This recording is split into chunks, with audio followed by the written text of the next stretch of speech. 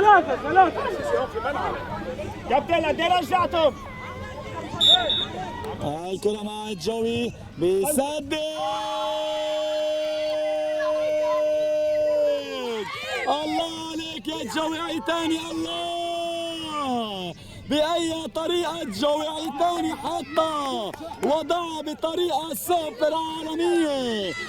جوي عيتاني سجل الهدف الأول السوبر ستار جوي عيتاني أبو ميدو عم بيسجل أولى الأهداف لمصلحة الاي اس اي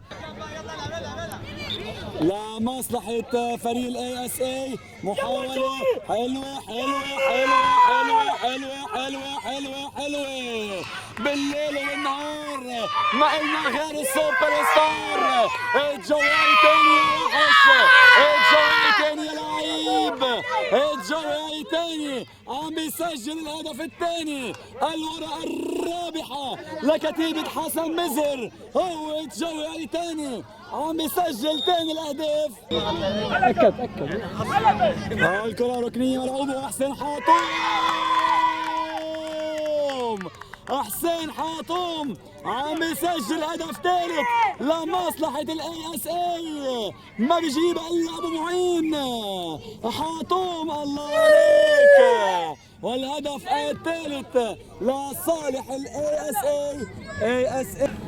الكرة ملعوبة لصالح جود بيحاول جود بيلعبها لعند الآغا حلوة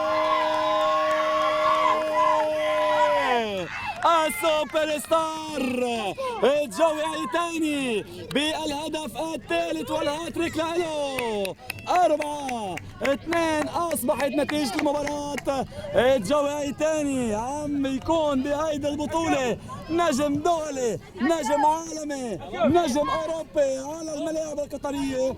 النتيجة سريعا هدف جديد لصالح الجوي وعم يحتفل مع حسن جوني برافو يا كريم. محاولة لعند قصي بيلعب الباس حلو من قصي للأمام عند جود جابر جود حلو يا جود عن الأول عن الثاني ويلو بيعمل الكنترول